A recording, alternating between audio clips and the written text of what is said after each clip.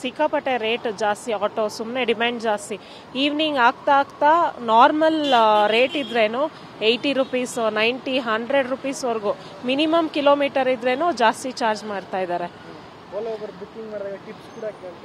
ಇವಾಗ tips add ಮಾಡಿದ್ರೆ ಬೇಗ ಆಟೋ ಸಿಗುತ್ತೆ, ಇಲ್ಲಾಂದ್ರೆ ಆಟೋ ಸಿಗೋದಿಲ್ಲ.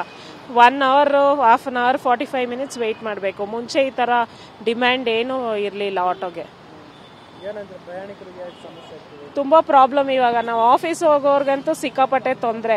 ಇವಾಗ ಆಟೋ ಮೇಲೆ ಡಿಪೆಂಡೆಂಟ್ ಆಗಿರ್ತೀವಿ. ಮೆಟ್ರೋಯಿಂದ ಇಲ್ಲಿ ಆಟೋ ಕಮ್ಯುನಿಕೇಶನ್ ಮಾಡಬೇಕಂದ್ರೆ half an hour, 45 minutes wait ಮಾಡಬೇಕು. ಅದೇ ಮಳೆ ಬಂದರೆ ಇನ್ನೂ ಡಿಮ್ಯಾಂಡ್. 100 ರೂಪಾಯಿ, 150 ರೂಪಾಯಿ ಕೊಟ್ಟರೆ ಬರ್ತೀವಿ, ಇಲ್ಲಾಂದರೆ ಬರಲ್ಲ ಅಂತ ಸ್ಟ್ರೈಟ್ ಫಾರ್ವರ್ಡಾಗಿ ಹೇಳ್ತಾರೆ.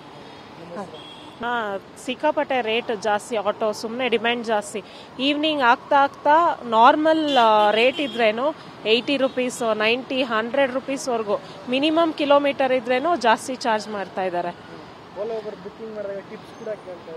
ಇವಾಗ ಟಿಪ್ಸ್ ಆ್ಯಡ್ ಮಾಡಿದ್ರೆ ಬೇಗ ಆಟೋ ಸಿಗುತ್ತೆ, ಇಲ್ಲಾಂದ್ರೆ ಆಟೋ ಸಿಗೋದಿಲ್ಲ.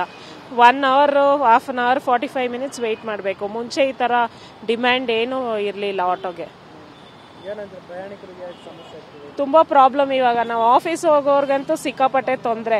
ಇವಾಗ ಆಟೋ ಮೇಲೆ ಡಿಪೆಂಡೆಂಟ್ ಆಗಿರ್ತೀವಿ. ಮೆಟ್ರೋಯಿಂದ ಇಲ್ಲಿ ಆಟೋ ಕಮ್ಯುನಿಕೇಶನ್ ಮಾಡಬೇಕಂದ್ರೆ half an hour, 45 minutes wait ಮಾಡಬೇಕು. ಅದೇ ಮಳೆ ಬಂದರೆ ಇನ್ನೂ ಡಿಮ್ಯಾಂಡ್.